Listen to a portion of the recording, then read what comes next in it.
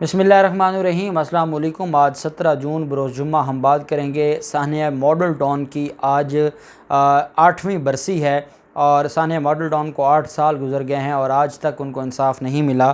Sania model town में एक शहीद थी तंजीला अमजद, उनकी मासूम बेटी है बिस्मा अमजद। उनकी तरफ से चीफ़ जस्टिस ऑफ पाकिस्तान को एक ख़त लिखा गया है और वो ख़त नहीं है, वो एक रुला देने वाली तहरीर है। वो मैं आपके साथ शेयर करूंगा और साथ हम अब बात करेंगे कि लाहौर हाई कोर्ट में 2 केसेस हैं, हम मुवाजना करेंगे। एक हमज़ा शहबाज के ख़िलाफ़ केस पर समाअत हुई है और अदालत ने 16 मई की समाअत पर 16 जून की समाअत के बाद जो 5 रुकनी बेंच है जो रोज़ाना की बुनियाद पर समाअत कर रहा था, उसने जो रोज़ाना की बुनियाद पर समाअत करने का ख़ुद हुक्म जारी किया था, 16 जून को केस की समाअत 28 जून तक मुलतवी कर दी।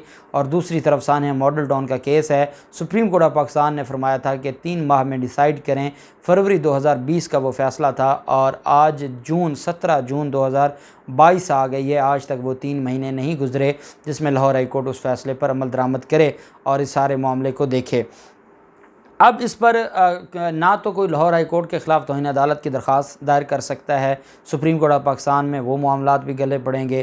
तो ये जो सारी चीज़ें हैं ये क्या आइन और क्या कानून के मुताबिक हो रही हैं, इसका मवाजना करेंगे। और फिर मैं आपको जो बिस्मा अमजद है उसकी चीफ़ जस्टिस ऑफ पाकिस्तान को जो तहरीर है रुला देने वाली, वो भी मैं आपके साथ शेयर करूंगा। आप जानते हैं कि 17 जून 2014 को ये एक अफसोसनाक वाक़या पेश आया और क्योंकि मैं इसका ख़ुद आई विटनेस हूँ। आई विटनेस इस तरह कि हम पंजाब यूनिवर्सिटी में थे और हॉस्टल में जब पता चला रात को कि ये सारा कुछ हो रहा है, तो हम अपने दोस्तों के साथ जब यहाँ पर आए तो हमने देखा, हमारी आँखों के सामने ये सारा कुछ होता रहा और यहाँ एक तूफ़ान, एक क़यामत थी।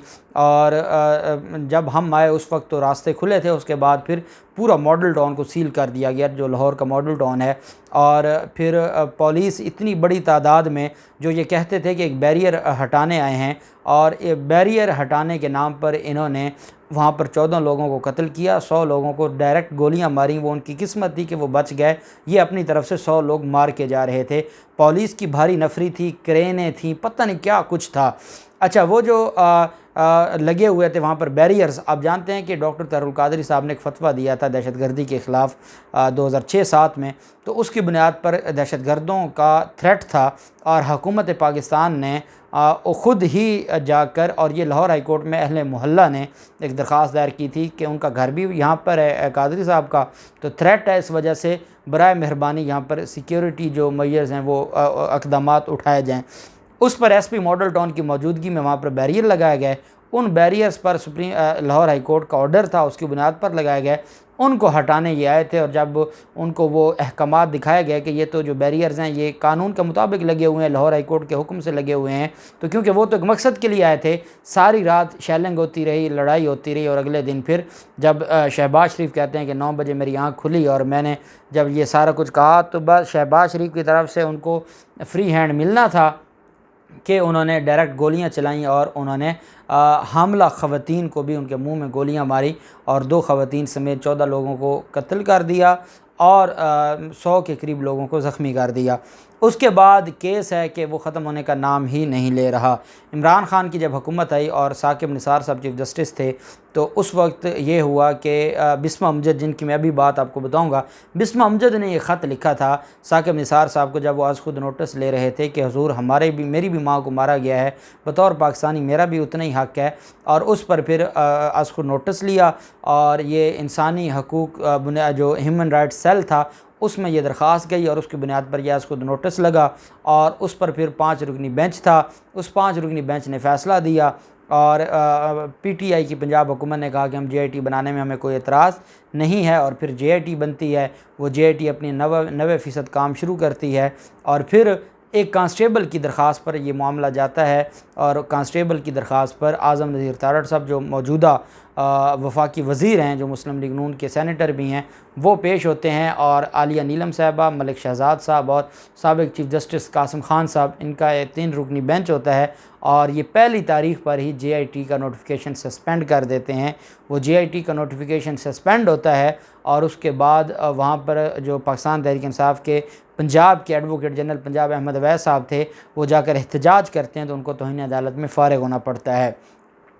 तब से ये कार्रवाई चलती रही। फिर पाकिस्तान अवामी तहरीक ने वो जो ऑर्डर था, इंटरम ऑर्डर था, क्योंकि 90% जो कार्रवाई थी वो मुकम्मल हो चुकी थी JIT की, तो उन्होंने उस ऑर्डर को चैलेंज किया सुप्रीम कोर्ट ऑफ पाकिस्तान में। सुप्रीम कोर्ट ने पहले दिन उसको सस्पेंड कर दिया, लाहौर हाई कोर्ट के ऑर्डर को, और JIT को बहाल कर दिया। और फिर अगले दिन एक दिन छोड़ के एक दिन समाअत हुई और उस पर जो स्टे दिया था लाहौर हाई कोर्ट के ऑर्डर पर, उसको ख़त्म कर दिया और केस वापस भिजवा दिया लाहौर हाई कोर्ट को कि वो 3 माह के अंदर अंदर फ़ैसला सुनाए। ये 12 फरवरी थी, 11 फरवरी थी, बस ये फरवरी के पहला दूसरा हफ़्ता था, उसमें उन्होंने मामला भिजवा दिया वापस लाहौर हाई कोर्ट में। और लाहौर हाई कोर्ट ने उस पर जो 3 माह में फ़ैसला करना था वो आज तकरीबन 2.5 साल हो गए फ़ैसला ना हुआ। ये तो आपको सानिया मॉडल टाउन का।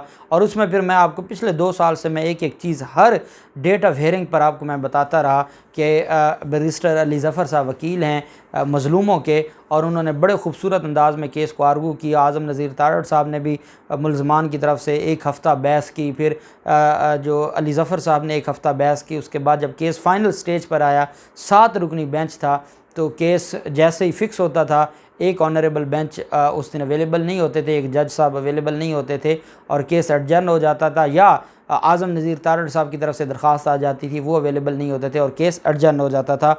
और उसके बाद जब से ये सारा मामला बना है, तो तब तो मेरे ख़्याल में लास्ट टाइम मार्च में लगा था, मार्च के बाद से आज 16 जून है, 17 जून है, दोबारा ये केस फ़िक्स नहीं हुआ हेयरिंग के लिए। हमज़ा शहबाज़ के ख़िलाफ़ एक दरख्वास्त तो वो थी कि जिसमें हमज़ा शहबाज़ को ओहदे से हटाने का मामला था। उस पर पहले 3 हफ़्ते चीफ़ जस्टिस अमीर भट्टी साहब समाअत फरमाते रहे। जब वो हतमी मरहले में पहुंचा तो उसके बाद केस ट्रांसफ़र कर दिया जस्टिस शुजात अली ख़ान साहब को। जस्टिस शुजात अली ख़ान साहब ने जो 7 जून थी मेरे ख़्याल में, 7 जून को जो मामला है वो भिजवा दिया। ऑनरेबल जो हैं अपना जस्टिस शुजात अली ख़ान साहब ने केस वापस भिजवा दिया, तारीख़ डाल के 20 जून की, 7 जून से 20 जून की तारीख़ फ़िक्स की, और मामला दोबारा भिजवा दिया अमीर भट्टी साहब को।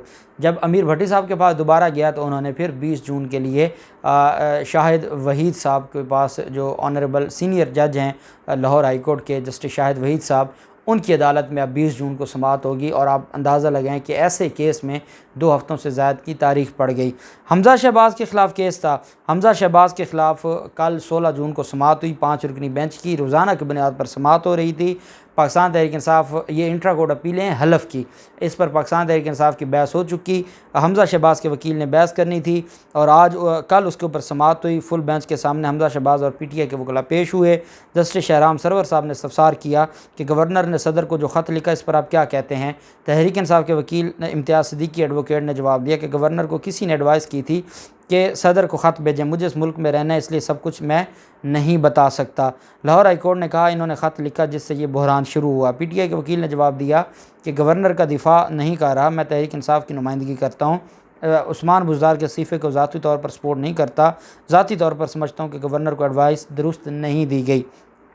अदालत ने गवर्नर के सदर को लिखे गए ख़त को पढ़ने की हदायत की। तहरीक इंसाफ़ के वकील इम्तियाज़ सिद्दीकी ने अदालत में ख़त पढ़कर सुनाया, जिसके मतन में कहा गया कि डिप्टी स्पीकर ने इलेक्शन दुरुस्त नहीं करवाया, वोटों का शुमार कानून के मुताबिक दुरुस्त नहीं था, वज़ीर आला के इलेक्शन का केस क्लासिकल था जिसमें आइन की खिलाफ वर्जी हुई। अदालत ने साबिक़ एडवोकेट जनरल से मुखातिब होकर कहा कि अहमद अवैस साहब, आप बताएँ क्यों ये एडवाइस आपने दी थी। साबिक़ एडवोकेट जनरल ने अदालत को बताया कि ये गैर मामूली सूरत हाल थी, झगड़ा हुआ था। अदालत ने उनसे सवाल किया कि आप अपनी एडवाइस को तस्लीम करते हैं कि आपके कहने पर गवर्नर ने हलफ लेने से इनकार किया था। अहमद अवैस ने जवाब दिया, मेरी एडवाइस फैक्चुअल पोजीशन पर थी। तहरीक इंसाफ़ के वकील इम्तियाज़ सिद्दीकी साहब ने कहा, अदालत को बताया कि अहमद अवैस ने यह कहा था कि हलफ नहीं लेना, गवर्नर को कुछ लोगों ने हलफ लेने का कहा, एडवोकेट जनरल इसमें एडवाइस नहीं कर सकते थे, इसलिए कहा कि सदर से एडवाइस लें। गवर्नर ने इसीलिए सदर से एडवाइस मांगी, गवर्नर को तो आइनी ज़िम्मेदारी पूरी करनी थी। जस्टिस शाहिद जमील साहब ने हमज़ा शहबाज़ के वकील को हदायत करते हुए कहा कि आप एक काम करें, आप अभी तसल्ली से तैयारी कर लें, मौसम गर्मा की तातीलात जुलाई में शुरू होंगी, आप उससे पहले अपने दलाइल मुकम्मल कर लीजिएगा। और अदालत केस चलता हुआ अदालत ने 28 जून की तारीख़ कर दी। 16 जून से 28 जून, वहाँ 7 जून से 20 जून, यहाँ 16 जून से 28 जून। और जब हमज़ा शहबाज़ दरख्वास्तें लेकर गए थे तो तब क्या होता था, सुबह 9 बजे, 11 बजे, 2 बजे, रात 9 बजे फ़ैसला आ जाता था। ये हमारा कानून है। और उसमें आप देखें कि वो शहीद की जो बेटी है वो एक दरख्वास्त लिखती है, अमजद शहीद की तंजीला अमजद शहीद की बेटी, और 8वीं बरसी के मौके पर चीफ़ जस्टिस को ये ख़त लिखती हैं, खुला ख़त, और उसमें वो कहती हैं कि आप अपनी वालदा का तालीम हासिल करने का ख्वाब पूरा करें, इंसाफ हम आपको देंगे। साकिब निसार साहब ने कहा था कि आप तालीम अपनी वालदा के हुक्म पर तालीम पूरी करें, हम आपको इंसाफ देंगे। उनके दस्ते शफ़क़त से मेरी इंसाफ मिलने की उम्मीद कायम हो गई थी, ये बिस्मा अमजद लिख रही हैं। और मैंने सारी तवज्जो तालीम पर मरकूज़ की। 17 जून 2014 के दिन से मैं 9वीं जमात की तालबा थी, अब मैंने ग्रेजुएशन कर ली है, मगर इंसाफ का दूर दूर तक कोई निशान नहीं है। मियाँ साकिब निसार ने गैर जानबदार तफ्तीश के लिए जो JIT बनवाई थी, मातहत अदलिया में वो फ़ैसला भी रिवर्स हो गया और 3 साल से स्टे ऑर्डर चाह रहा है। मैं समझती हूँ कि किसी भी इदारे के सरबराह की कमिटमेंट पूरी इदारे की कमिटमेंट होती है। जिस तरह किसी जज का दिया हुआ फ़ैसला तब्दील नहीं होता, इसी तरह कमिटमेंट्स भी तब्दील नहीं होती। बिस्मा का कहना था कि मेरी चीफ़ जस्टिस उमर अता बंदयाल साहब से अपील है कि मेरे साथ इंसाफ का किया गया वादा पूरा किया जाए और मुझे बताया जाए कि मेरी वालदा को क्यों शहीद किया गया, मुझे उनके साय से क्यों महरूम किया गया। उन्होंने कहा कि JIT के अहम केस पर लाहौर हाई कोर्ट में 3 साल से स्टे चाह रहा है। इंसदाद दहशतगर्दी की अदालत में एक एक मुलज़िम एक एक करके सारे मुलजमान बरी हो रहे हैं और मुलज़मों की दरख्वास्तों पर बरीयत के फ़ैसले हो रहे हैं। उन्होंने चीफ़ जस्टिस सुप्रीम कोर्ट से कहा कि एक मज़लूम बेटी की अपील है कि सानिया मॉडल लॉन के केस के साथ होने वाली कानूनी खिलवाड़ का वो नोटिस लें, मज़लूमों के ज़ख्मों पर इंसाफ की सूरत में मरहम रखें। आज वो कमज़ोर की आवाज़ बनेंगे तो इंशाअल्लाह क़यामत के दिन उन्हें उस गरीब परवरी का अजर ज़रूर मिलेगा। उन्होंने कहा कि ये जुमला हर रोज़ अदालतों में बोला जाता है, इंसाफ में तख़ीर, इंसाफ से इनकार है। हम 8 साल से इंसाफ के मुंतज़िर हैं। साथ आप जानते हैं कि डॉक्टर तारुल कादरी साहब ने भी ये बात की है कि हमारे नॉलेज में आया है कि 25 जून तक जो बड़े बड़े मुलज़मान हैं सानिया मॉडल टाउन के, उनको क्लीन चिट मिल रही है। इन सारी बातों पर सुप्रीम कोर्ट से मुतालबा किया गया है। अब देखते हैं कि जो हमारे अदालती निज़ाम है और इसका जो दो रंग हमें नज़र आते हैं, इस पर उमर अता बंदयाल सब क्या रिस्पांस देते हैं। जो भी तफसीलात होंगी आपके साथ शेयर करते रहेंगे। अल्लाह पाक पाकिस्तान का हामी नासिर हो।